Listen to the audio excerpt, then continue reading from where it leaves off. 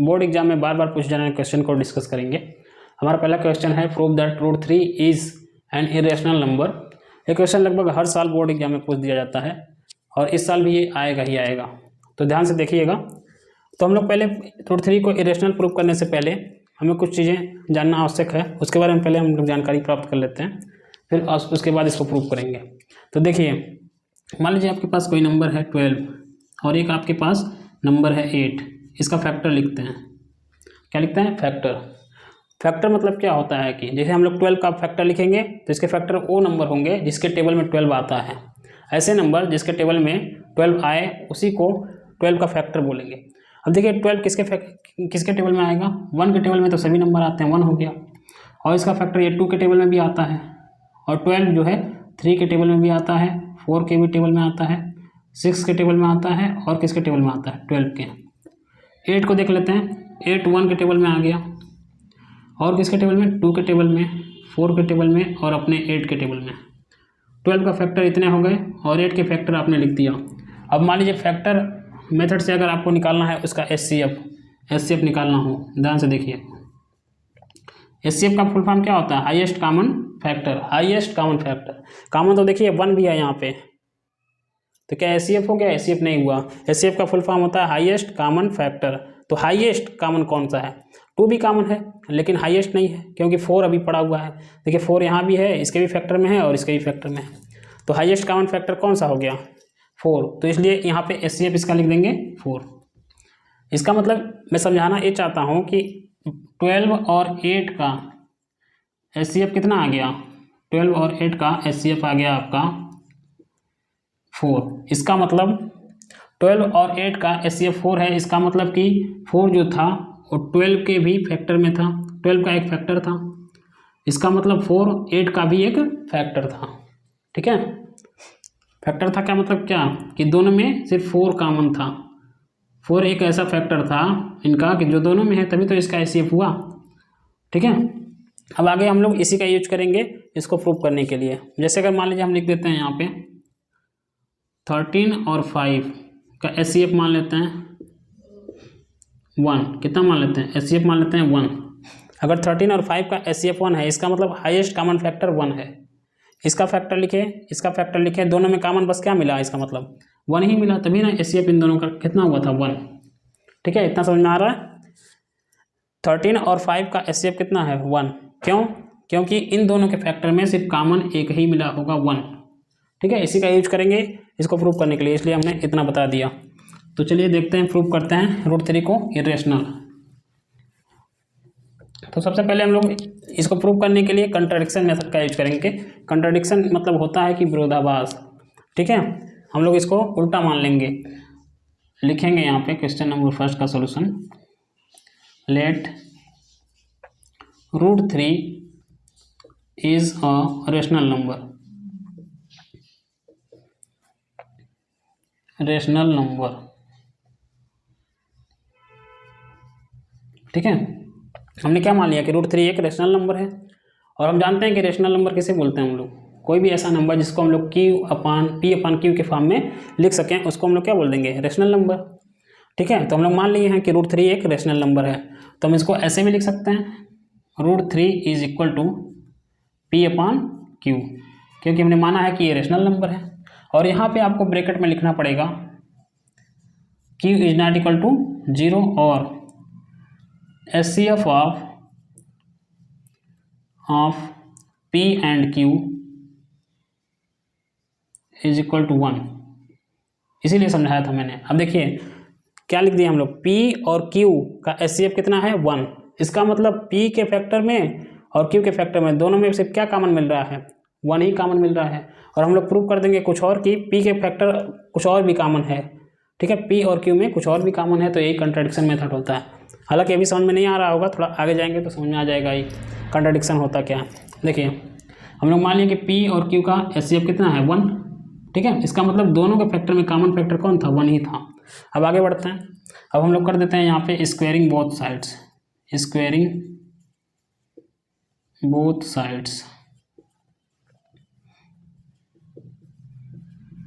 Square कर दीजिए दोनों साइड का।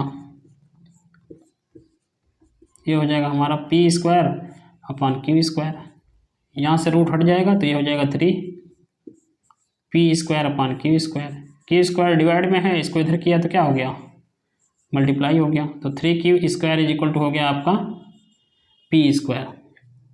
अब ध्यान से देखिए, यहाँ पे कोई भी नंबर अगर हम लोग लिखते हैं 3 मल्टीप्लाई बाई 5 तो कितना आता है, ये आ गया आपका 15, और इसको 3 से डिवाइड करिए, 15 को हम लोग 3 से क्या करते हैं, डिवाइड कर देते हैं यहीं पे, 3 1 जा 3, 3 5 जा 15। देखिए पूरा का पूरा कट गया कि नहीं, कम्प्लीटली डिविजिबल है। कोई भी नंबर लिख दीजिए, और 3 मल्टीप्लाई बाई 8, इसको 3 से डिवाइड करिए, 3 से देखिए 3 कट गया, कितना आया 8, इसका मतलब ये 3 से कम्प्लीटली डिविजिबल है। एक और नंबर लिख लेते हैं 3 मल्टीप्लाई बाई 6, फिर डिवाइड करिए किससे, 6 3 से, 3 1 जा 3, कम्प्लीटली डिविजिबल है। तो यहाँ से देखने पे ये पता चल रहा है कि अगर हम लोग किसी भी नंबर में 3 से मल्टीप्लाई, अगर किसी भी नंबर में 3 से मल्टीप्लाई कर दिया जाए और जो नंबर आता है उसको 3 से डिवाइड किया जाए तो कम्प्लीटली क्या हो जाएगा, डिविजिबल हो जाएगा। अगर हम लोग किसी भी नंबर में 3 से मल्टीप्लाई कर दिया जाए, जो नंबर आता है उसको 3 से ही डिवाइड किया जाए तो कम्प्लीटली डिविजिबल होगा। ये सब एग्जाम्पल इसीलिए बताएं हम। देखिए 3 मल्टीप्लाई बाई 8 था, 3 से डिवाइड किया, 3 से 3 कैंसिल, 8 आ गया। इसी तरह यहाँ पे ध्यान दीजिए, क्यू स्क्वायर में किससे मल्टीप्लाई किया है, 3 से, इसका मतलब ए भी क्या होगा, 3 से डिविजिबल होगा। ठीक है, यहाँ पे देखिए 3 मल्टीप्लाई बाई क्यू स्क्वायर लिखा गया है, इसका मतलब 3 मल्टीप्लाई बाई क्यू स्क्वायर, इसको भी डिवाइड कर देते हैं किससे, 3 से, 3 से 3 क्या हो गया, कैंसिल, बचा क्यू स्क्वायर, इसका मतलब ए भी कम्प्लीटली क्या है, 3 से डिविजिबल है। तो हम लोग आगे लिखेंगे 3q square is divisible by 3। ठीक है, तो इसका मतलब देखिए 3q square is divisible by 3, और 3q स्क्वायर के ही बराबर कौन था, यहाँ पे p स्क्वायर भी था, 3q स्क्वायर के ही बराबर कौन था, p स्क्वायर, इसका मतलब p स्क्वायर भी 3 से क्या होगा, डिविजिबल होगा। तो लिख देते हैं आगे, therefore p square is also divisible by 3, divisible by 3। अब एक चीज़ और देखते हैं, जब देखिए पी स्क्वायर 3 से डिविजिबल है तो पी भी 3 से डिविजिबल होगा ही होगा। जैसे देख लीजिए यहाँ पे हम लोग निकाल लेते हैं एक 36 देख रहे हैं, 36 को लिख सकते हैं क्या, 6 का स्क्वायर। अब 36 को हम लोग 3 से क्या करते हैं, डिवाइड कर देते हैं, 3 से डिवाइड करिए, 3 1 जा 3 यहाँ हो गया, यहाँ पे 3 1 जा 3, 3 2 जा 6, कितना आ गया 12। और किसका स्क्वायर था 36, 6 का, तो 6 को भी डिवाइड करिए किससे, 3 से, 3 1 जा 3, 3 2 जा 6, यहाँ भी कम्प्लीटली डिविजिबल आ गया, हो गया 2 आ गया। ठीक है, तो इसी तरह से अगर पी स्क्वायर 3 से डिविजिबल है तो इसका मतलब पी भी 3 से क्या होगा, डिविजिबल होगा। हम यहाँ लिख सकते हैं P is also divisible by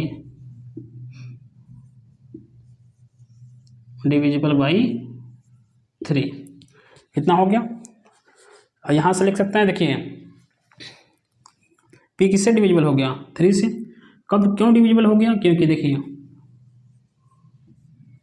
अगर हम लोग 15 का फैक्टर निकालते हैं तो लिख सकते हैं क्या, 3 मल्टीप्लाई बाई 5। अब 15 3 से डिविजिबल था, क्यों डिविजिबल था, क्योंकि उसके फैक्टर में 3 शामिल था। 15 3 से डिविजिबल था, क्यों था, क्योंकि 15 के फैक्टर में 3 शामिल था। अगर 3 शामिल नहीं होता तो 15 3 से डिविजिबल नहीं होता। इसका मतलब हम लोग कह सकते हैं, देखिए यहाँ पे p is also divisible by 3, p जो है 3 से क्या है, डिविजिबल है। इसका मतलब p के भी फैक्टर में 3 इंक्लूड है। इसका मतलब p के फैक्टर में 3 क्या है, इंक्लूड है, तभी वो 3 से कम्प्लीटली डिविजिबल है। जैसे 15 था हमारा, 15 का अगर फैक्टर लिखते हैं तो 3 मल्टीप्लाई बाई 5, और जानते हैं कि 15 भी कम्प्लीटली डिविजिबल है बाई 3। क्यों डिविजिबल है, क्योंकि इसके फैक्टर में 3 आता है। अब यहाँ पे देखिए p is also divisible by 3, p जो है 3 से डिविजिबल है, इसका मतलब p के फैक्टर में 3 आता ही है, तभी वो डिविजिबल है। तो हम लोग लिख सकते हैं कि 3, इट मीन्स, यहाँ लिख देते हैं, it means 3 is a factor of p, 3 is a factor of p, ठीक है। 3 is a factor of p, इसको मान लेते हैं इक्वेशन ए, इसको मान लेते हैं इक्वेशन ए। अब आगे देखते हैं यहाँ पे, देखिए हम लोग अब क्या करते हैं, अब यहाँ पे देखिए पी स्क्वायर को, पी स्क्वायर किससे डिविजल था, P square is divisible by 3, P square किससे डिविजिबल था 3 से। तो यहाँ हम लोग पी को ले लेते हैं, पी को ले सकते हैं, P it means 3 is a factor of P, यानी पी के फैक्टर में पी को लिखा जा सकता है ऐसे 3 मल्टीप्लाई बाई के। अगर कोई भी नंबर 3 से डिविजिबल है तो उसको ऐसे लिख सकते हैं, जैसे मान लीजिए 24 है, ये 3 से डिविजिबल है। अब हम लोग चाहें तो इसको क्या लिख सकते हैं, 3 multiply by 8 upon 3 multiply by 8 लिख सकते हैं। अब यहाँ देखिए p जो है 3 से डिविजिबल है, तो हम भी इसको लिख दिए 3 मल्टीप्लाई बाई के। अब हमको ये नहीं पता है कि k की वैल्यू क्या है, तो इसलिए k लिख दिए, लेकिन लिखा तो जा सकता है। अगर कोई नंबर 3 से डिविजिबल है, जैसे एक और नंबर ले लेते हैं 18, तो हम लोग क्या कर सकते हैं, इसको 18 को लिख सकते हैं 3 मल्टीप्लाई बाई 6, लेकिन देखिए 3 तो पहले आ ही रहा है, आएगा ही। ऐसे ही p डिविजिबल है 3 से, p डिविजिबल है किससे 3 से, तो हम लोग चाहें तो इसको 3 के लिख सकते हैं, और इसको 3 के को डिवाइड करेंगे तो 3 से 3 क्या हो जाएगा, कैंसिल हो जाएगा, और ये कंप्लीटली डिविजिबल होगा। इसलिए हम लोग p को लिख सकते हैं p इज इक्वल टू 3 के, ठीक है। और इसको उठा के हम लोग कहाँ रख देंगे, इक्वेशन नंबर फर्स्ट में, ठीक है। यहाँ लिखते हैं putting equation number first, putting in equation number first. अब देखिए इक्वेशन नंबर फर्स्ट आपका क्या था, 3q square is equal to P square, P की जगह पे हमने रखना है 3k, इसका होल स्क्वायर कर दिया, ये हो जाएगा 3q स्क्वायर। फिर करते हैं 3q square is equal to 9k square, काट देते हैं यहाँ पे 3 1 जा 3, 3 3 जा 9, यहाँ बचा आपका q square is equal to 3k square. इसको मान लेते हैं हम लोग इक्वेशन नंबर 2। अब ध्यान से देखिए, वही वाला काम करना है जो यहाँ पे किए थे। 3 इसके पहले लिखा गया, ये कम्प्लीटली डिविजिबल हो जाएगा किससे, 3 से। इसका मतलब लिख सकते हैं जो पहले हम बता चुके हैं, इस पर ज़्यादा समय देने की ज़रूरत नहीं है। 3k square is divisible by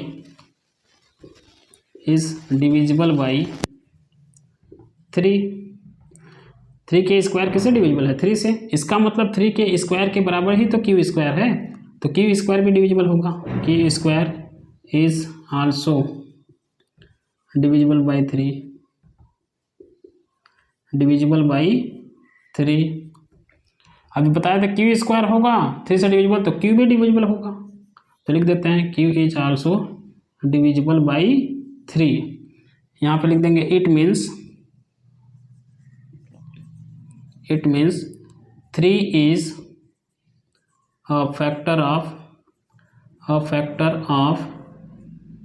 q, इसको मान लेते हैं इक्वेशन नंबर बी। अब देखिए इक्वेशन नंबर ए और इक्वेशन नंबर बी से हम क्या कह सकते हैं कि 3 जो था p का भी एक फैक्टर है, और 3 जो है q का भी एक फैक्टर है। और जब हम लोग शुरू में क्या मान लिए थे कि p और q का जो HCF है कितना है, 1 है, इसका मतलब दोनों में कॉमन फैक्टर बस एक ही मिला था। लेकिन हमने यहाँ प्रूव कर दिया कि 3 जो है p का भी फैक्टर है और 3 जो है q का भी फैक्टर है। इसका मतलब p और q दोनों, p और q में दोनों कॉमन फैक्टर एक और मिल गया 3, है ना। इसका यहाँ लिख सकते हैं therefore 3 is a common factor of p and q, यहाँ पे ब्रैकेट में दिखा देंगे from equation a and equation b, ठीक है।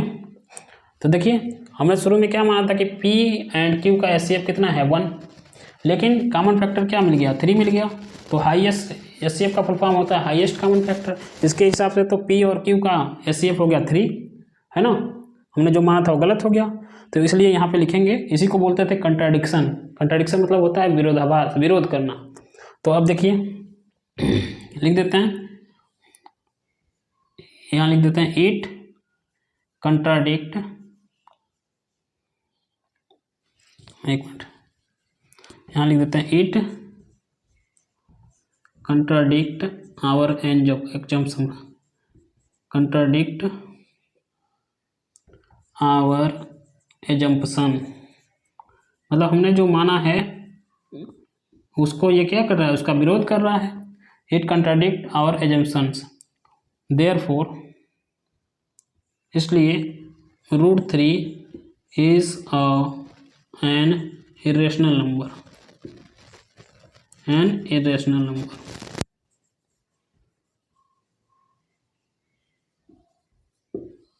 ठीक है, अब वीडियो थोड़ा लंबा हो जाएगा, इसलिए इस वीडियो में सिर्फ यहीं तक रहने देते हैं। नेक्स्ट वीडियो में हम लोग आपको बता देंगे क्वेश्चन नंबर 2 और क्वेश्चन नंबर 3। ठीक है, अगर वीडियो अच्छी लगी हो तो कृपया लाइक कर दें और सब्सक्राइब कर दें और शेयर भी करें। अगर नहीं समझ में आता है तो आप कमेंट कर सकते हैं, मैं फिर से बता सकता हूँ। ठीक है, एक बार और